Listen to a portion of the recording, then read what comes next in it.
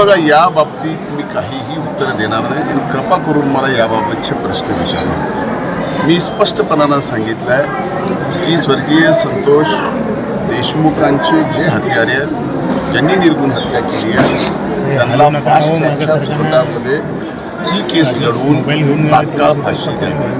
त्याच्यामुळं मला असं कुठंही वाटत नाही या बाबतीमध्ये कुणी काय म्हणावं कुणी काय म्हणावं हा विषय वेगळा आहे. पण आता न्यूज व्हॅल्यू करायची आहे, तुम्हाला पण बातमी पाहिजे, तुम्हाला पण TRP पाहिजे, त्याच्याशिवाय ॲड मिळत नाही, ॲडला रेट चांगला मिळत नाही. ह्या सगळ्या गोष्टी आहेत ना.